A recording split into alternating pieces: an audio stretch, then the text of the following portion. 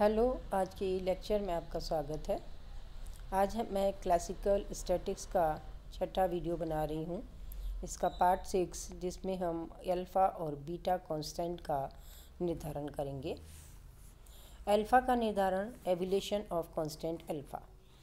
हमने इक्वेशन 34 पढ़ा था, NI बराबर अल्फ़ा एक्सपोनेंशियल बीटा EI। उसी इक्वेशन से आज हम अल्फ़ा की वैल्यू निकालने जा रहे हैं। इस इक्वेशन का समेशन ले लीजिए। समेशन NI बराबर NK और ये बराबर है alpha summation I exponential minus beta EI के। क्या देख रहे हैं आप? समेशन NI n के बराबर है, इसलिए n बराबर अल्फ़ा जेड। यहाँ पे जो टर्म आ रही है exponential I summation I exponential minus beta I, इसे हमने जेड माना है और ये जेड जो है वो पार्टीशन फंक्शन के नाम से जाना जाता है, जिसे हम संवितरण फलन कहते हैं।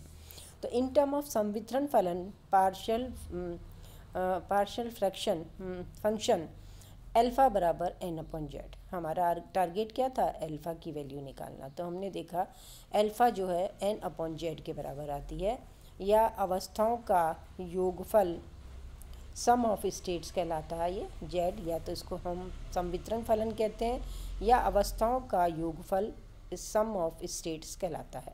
इक्वेशन 34 मैं इक्वेशन 35 से अल्फ़ा की वैल्यू इक्वेशन 34 में सब्स्टिट्यूट कर दीजिए। तो NI बराबर n/z exponential minus beta EI के बराबर है। अतः किसी अणु के EI ऊर्जा वाले IV सेल में होने की प्रायिकता PEI बराबर NI/N के होती है। तो आप इस एक्सप्रेशन से n को नीचे लिख लीजिएगा, या दोनों तरफ n को डिवाइड किया जाए तो हमारे पास आता है एक्सपोनेंशियल माइनस बीटा EI/z की। PEI बराबर exponential minus beta EI divided by summation exponential minus beta EI, equation 36। E1 और E2 ऊर्जाओं के लिए हम अगेन प्रोबेबिलिटी लिख रहे हैं। PE1 बराबर exponential minus eta B1 divided by summation exponential minus beta EI। Similarly PE2 बराबर exponential minus beta E2 divided by summation exponential minus beta EI। इन दोनों इक्वेशन को जब आपस में, दोनों प्रोबेबिलिटी को आप आपस में डिवाइड करेंगे तो हमारे पास आता है exponential minus beta E1 divided by exponential minus beta E2। इसे ऊपर ले जाएंगे तो exponential beta E2 minus E1 equation के द्वारा प्रोबेबिलिटी प्रायिकताओं का अनुपात व्यक्त किया जाता है। इक्वेशन 37 ऊर्जा अवस्थाओं E1 तथा E2 में प्रायिकताओं के अनुपात को व्यक्त करता है। PE1/PE2 बराबर exponential beta E2 minus E1 के होता है। आइए कांस्टेंट बीटा का निर्धारण करते हैं, उसका एविडेशन देखते हैं। बीटा को कैसे निर्धारित किया जाए, इसके लिए हम एक पात्र में भरी हुई गैस पर विचार कर रहे हैं। इस गैस को नियत आयतन पर अल्प ऊष्मा dQ प्रदान की जाती है। तो नियत आयतन पर ऊष्मा गतिकी के प्रथम और द्वितीय नियम से आप सब परिचित है। थर्मोडायनेमिक्स का फर्स्ट और सेकेंड लॉ, dQ बराबर dE प्लस PdV बराबर TdS के। Equation second law of thermodynamics बता रहा है dQ बराबर TdS, और फर्स्ट लॉ बता रहा है dQ बराबर dE प्लस PdV। अब हमने कहा, देखिए ऊपर, कि गैस को नियत आयतन पे रखा जाता है, तो dV बराबर 0 के है, तो dQ बराबर TdS बराबर dE की। कुछ बुक्स में से U के इंटरनल एनर्जी U के सिंबल से भी डिनोट किया जाता है। यहाँ इसने E सिंबल यूज़ किया है। तो ds बराबर dQ बाई टी बराबर dE बाई dt के इक्वेशन 38। समीकरण 31 का हमने लॉग लेके रखा हुआ था। लॉग W बराबर n log n minus summation I ni log ni। इसको डिफ्रेंशिएट कर दीजिए तो d log W बराबर n log n, यहाँ पे दोनों n जो है वो कांस्टेंट है, तो इनका डिफ्रेंशिएशन 0 आ रहा है, और दूसरी टर्म हमें दो टर्म के रूप में हमें मिल रही है। तो summation minus summation I ni dni/ni minus summation log ni dni। यहाँ पर ni से ni फैक्टर कैंसिल हो गया, समेशन डी ni फैक्टर 0 के बराबर है क्योंकि नंबर ऑफ पार्टिकल्स जो है वो कांस्टेंट है। तो उनका चेंज जो है डी ni, पहला रेस्ट्रिक्शन यहाँ इम्प्लीमेंट हो रहा है, n कांस्टेंट है, लेकिन यहाँ पे e कांस्टेंट है, ये कंडीशन रेस्ट्रिक्ट नहीं हो रही है। डी लॉग w बराबर समेशन आई n log ni D ni के बराबर इक्वेशन 32 के द्वारा दिया जा रहा है। देखिए यहाँ भी इन्होंने भी लिखा है, यहाँ पे रिमेंबर करने की बात है, निकाय ऊष्मा ग्रहण करता है अतः आइसोलेट निकाय नहीं है। हमने जो 2 रेस्ट्रिक्शन की बात की थी उसमें सेकंड रेस्ट्रिक्शन हमारे पास एनर्जी कंजर्व होने की वजह से लगा था या कांस्टेंट होने की वजह से लगा था।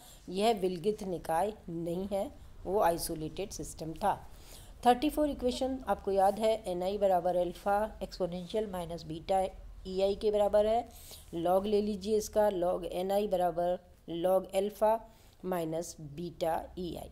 समीकरण 39 और 40 से d लॉग w बराबर summation log alpha minus beta ei D ni के बराबर है। यहाँ 40 इक्वेशन से लॉग ni की वैल्यू 39 इक्वेशन में सब्स्टिट्यूट की गई। बोल्ट्जमैन कांस्टेंट k से गुणा कर देते हैं इस इक्वेशन को, तो k d लॉग w बराबर minus k summation log alpha minus beta ei D ni। D k log w बराबर k log alpha summation D ni plus k beta summation ei D ni। इस अवस्था में summation D ni बराबर D N के है और ये बराबर 0 के है। नंबर ऑफ पार्टिकल्स नियत रह रहे हैं, पहला प्रतिबंध लागू है। तो आपने क्या देखा कि और तथा दूसरा समेशन ei डी ni हमने उस समय नियत बताया था, अब ये डी ई के बराबर है, तो यहाँ पर आपको डी ई वैल्यू सब्स्टिट्यूट करनी पड़ेगी क्योंकि हम ऊष्मा दे रहे हैं यहाँ पर। तो d बराबर k लॉग w बराबर k बीटा डी ई, यहाँ दिखाई दे रहा है आपको, इस चीज़ को आप डी ई लिख दीजिए। पहली टर्म आपके पास 0 हो गई है राइट हैंड साइड की, और दूसरी टर्म आपको दे रही है k बीटा, और ये टर्म आपको डी ई के बराबर वैल्यू दे रही है, तो यहाँ पर लिखा है डी ई। तो आपने देखा k डी के एन डब्ल्यू जो कि S को इंडिकेट कर रहा है, S बराबर के एल एन डब्ल्यू निकाय की एंट्रोपी को व्यक्त करता है। ये रिलेशन हम डिराइव भी करेंगे, एंट्रोपी और प्रोबेबिलिटी के बीच में रिलेशन है ये, तो इसे हमने S लिख दिया। तो ds बराबर के बीटा डी के है। अब समीकरण जो है हमारे पास इक्वेशन थी 38, आपको याद है इक्वेशन 38 अभी हमने बना के रखा था, ये वाला इक्वेशन है, हम इसे वापस से देख लेते हैं। इक्वेशन 38, ये इक्वेशन था ds बराबर डी क्यू बाई टी के भी है और ds बराबर D E by D T के भी है। ठीक है, तो इसे आप कंपेयर कर लीजिए, वहाँ भी हमारे पास ds आ रहा है, यहाँ भी हमारे पास ds आ रहा है, तो हम देख रहे हैं कि वो जो कांस्टेंट है वो 1/t के बराबर होगा। तो इसे 1/t के बराबर कर दीजिए, तो ये हो गया k बीटा बराबर 1/t, बीटा बराबर 1/kt। आप इससे परिचित हैं बोल्ट्जमैन कांस्टेंट्स और बीटा के रिलेशन से, नहीं तो आज हमने डिराइव करके देखा कि जो बीटा है वो 1/kt के बराबर आता है, जहाँ k बोल्ट्जमैन कांस्टेंट है जिसकी वैल्यू 1.38 10⁻⁻23 जूल प्रति केल्विन होती है, और इलेक्ट्रॉन वोल्ट्स प्रति केल्विन में इसकी वैल्यू 8.617 10⁻⁻5 होती है। धन्यवाद।